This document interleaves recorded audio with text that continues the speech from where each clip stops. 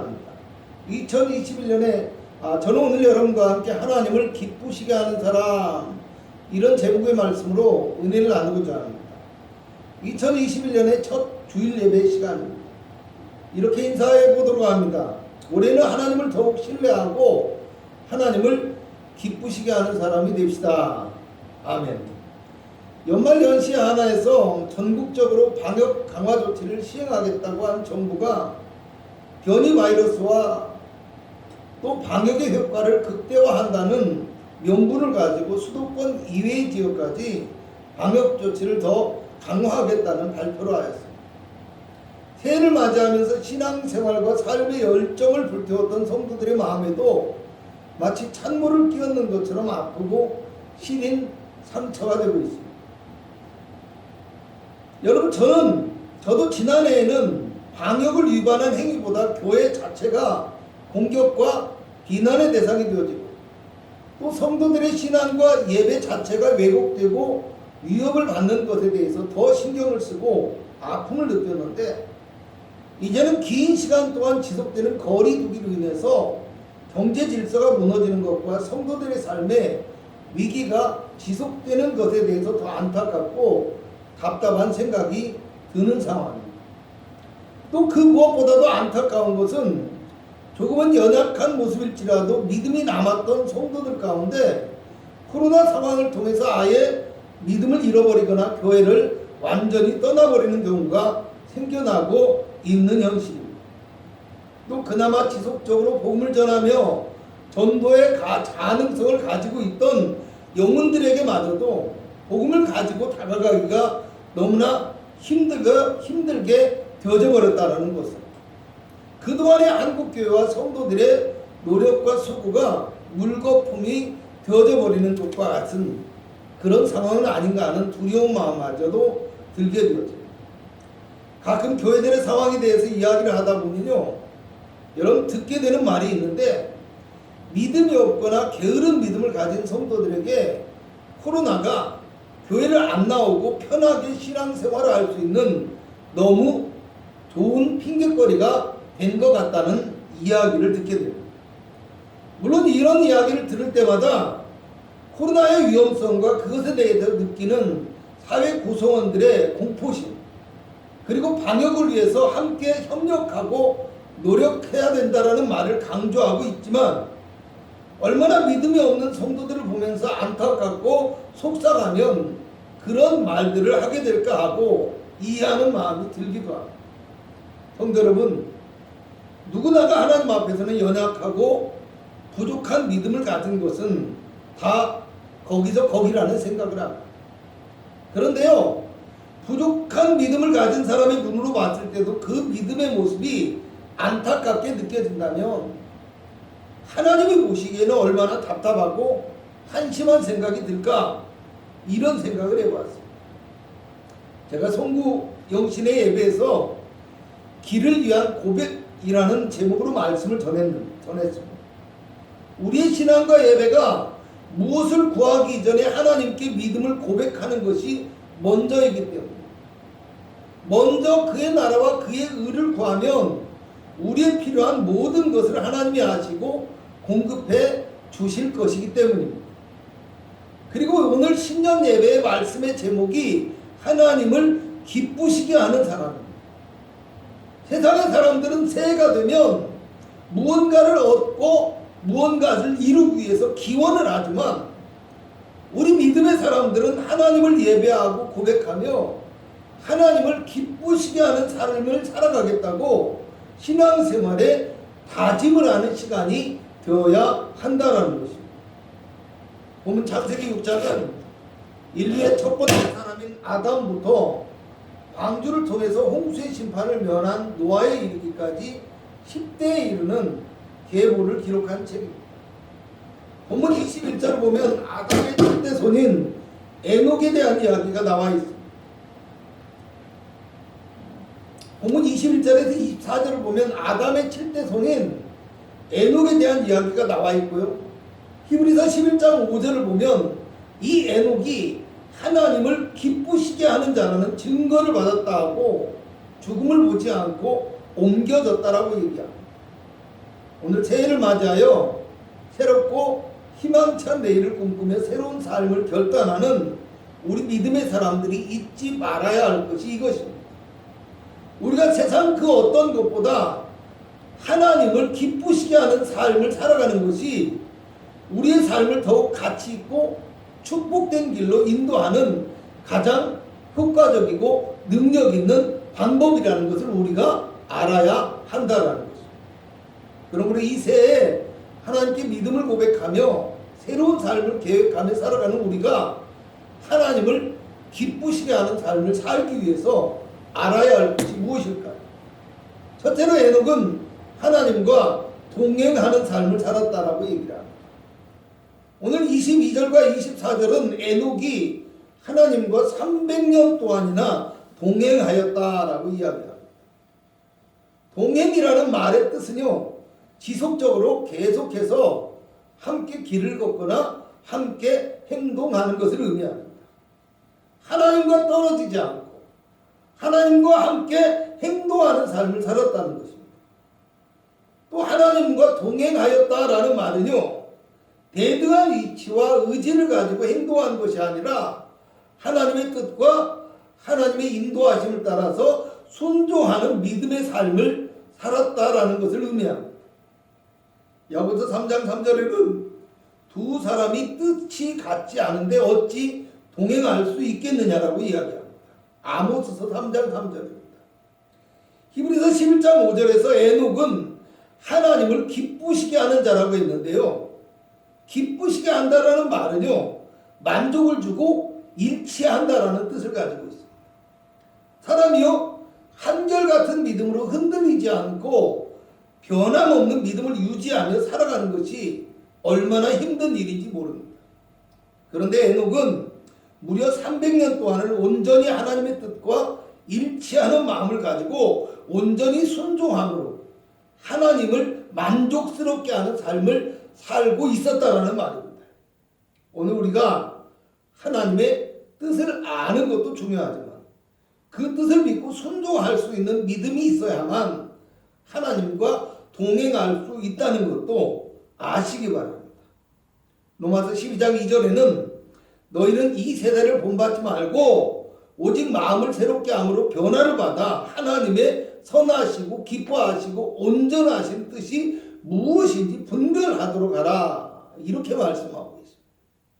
하나님이 기뻐하시는 삶을 살아가기 위해서는 하나님의 선하고 온전하신 뜻이 무엇인지를 아는 새롭고 변화된 마음이 필요하다는 것입니다. 요한복음 14장 18절에는 예수님께서 내가 너희를 고아와 같이 버려두지 아니하고 너희에게로 오리라고 말씀하고 있습니다. 이사야서 43장 2절에는 하나님께서 이스라엘 백성들에게 네가 물 가운데로 지날 때에 내가 너와 함께 할 것이라. 강을 건널 때에 물이 너를 침몰하지 못할 것이며 네가 불 가운데로 지날 때에 타지도 아니할 것이요 불꽃이 너를 사르지도 못하리라고 약속하십니다.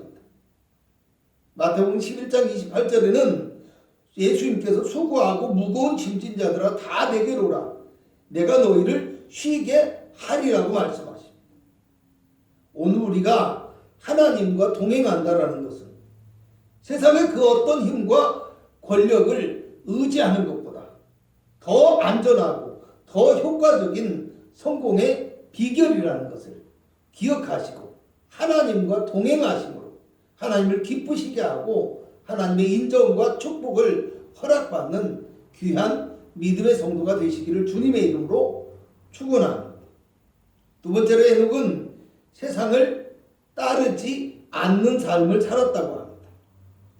하나님과 동행하였다라는 말을 다르게 이야기하면 세상과 동행하지 않았다라는 말이 됩니다.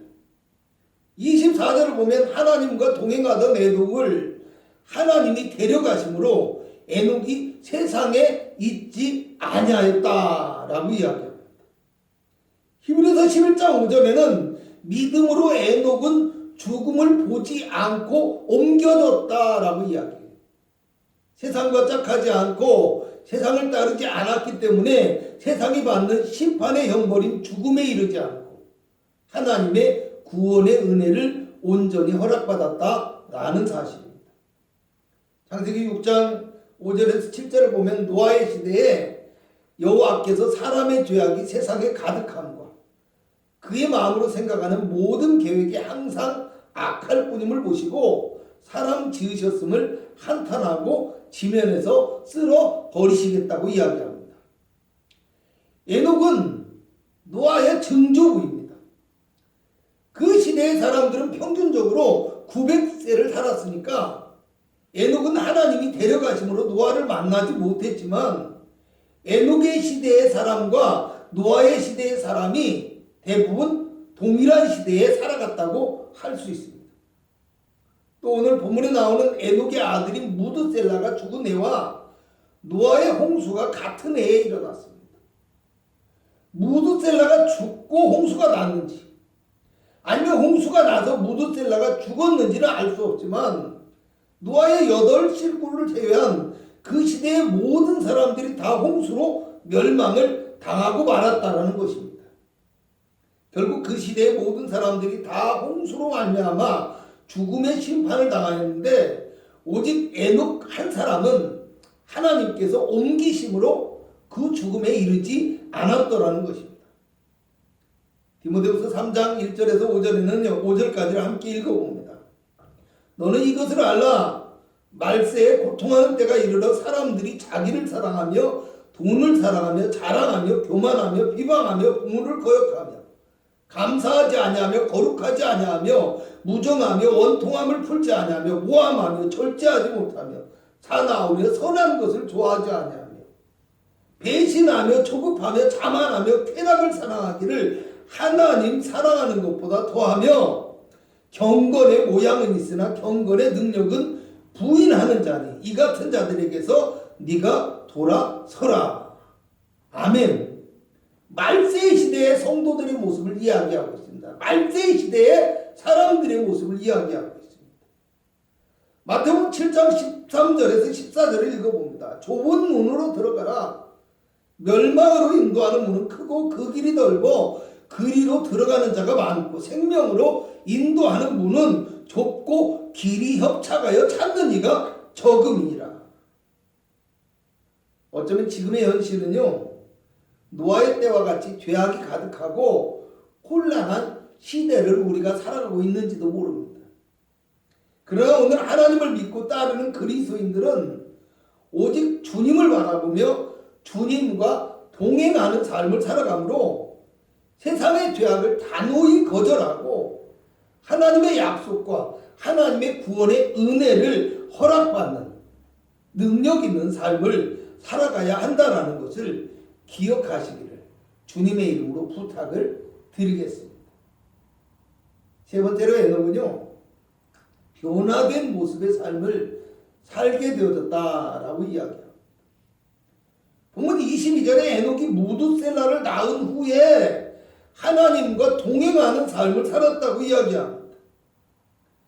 여러분, 학자들은 이것을 에녹이 무두셀라를 낳은 후에, 그러니까 65세를 살고 난 다음에 그 65세의 시점에 하나님을 그가 만나거나 아니면 하나님의 경고를 받는 아주 특별한 경험을 하였을 것이다, 이렇게 이야기합니다.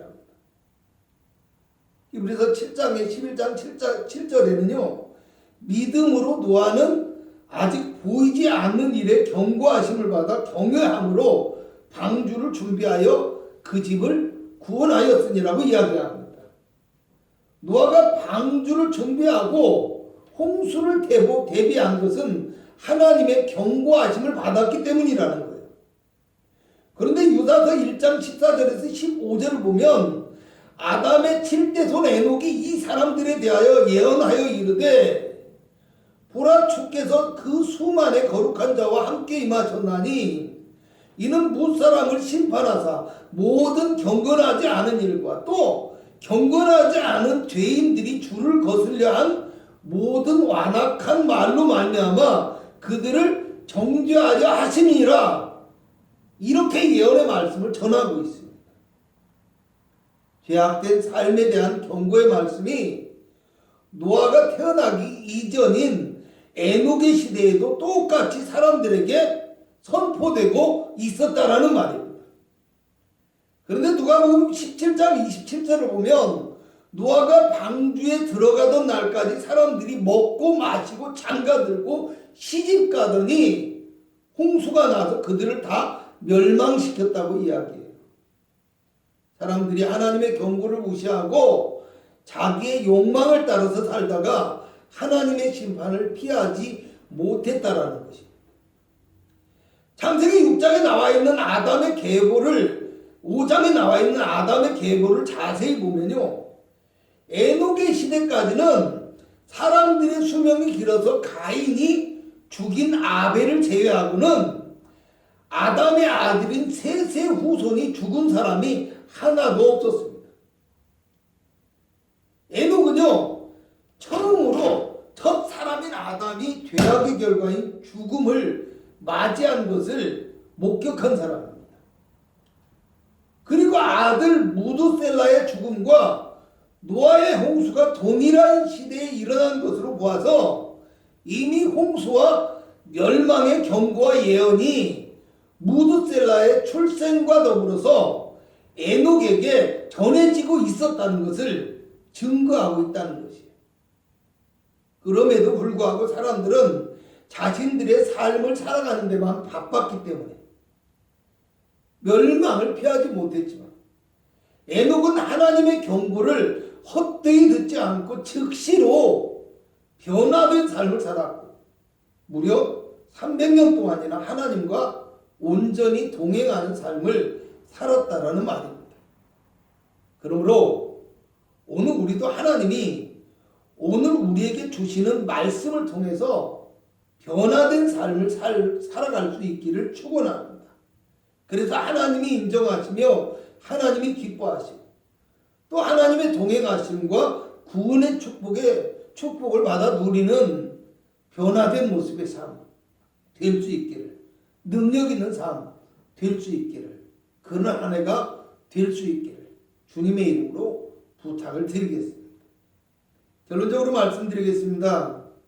모두가 힘들고 어려운 시대를 살아가며 또 믿음의 사람들이 믿음을 지켜나가기도 벅차고 조금은 암담한 현실의 환경에서 새해를 우리가 맞이하게 되어졌습니다. 히브리서 11장 5절에는 믿음으로 에녹은 죽음을 보지 않고 옮겨졌으니 하나님이 그를 옮기심으로 다시 보이지 아니하였느니라. 그는 옮겨지기 전에 하나님을 기쁘시게 하는 자라 하는 증거를 받았느니라고 말씀합니다. 믿음으로 하나님을 기쁘시게 하는 삶을 살았더니 세상이 받는 저주를 면하게 만들어 주셨다라는 말입니다. 이를 통해서 히브리서 11장 6절에는요, 믿음이 없이는 하나님을 기쁘시게 하지 못하나니 하나님께 나아가는 자는 반드시 그가 계신 것과 또한 그가 자기를 찾는 자들에게 상 주시는 이심을 믿어야 할지니라, 이렇게 말씀합니다. 믿음으로 살아가는 사람은 하나님의 약속과 그 하나님이 반드시 함께 하시며 인도하여 주실 것을 믿어야 한다는 것입니다. 여러분 2021년에 한 해를 시작하면서 하나님의 살아계심과 함께 하시며 하나님께서 우리를 도우심을 마음으로 믿으시고 우리의 삶 속에서 온전히 하나님과 동행하죠. 그래서 하나님을 기쁘시게 하고 하나님이 인정하시고 하나님이 축복을 허락받는 복되고 능력 있는 한 해를 살아갈 수 있기를 주님의 이름으로 부탁을 드리겠습니다. 기도합니다.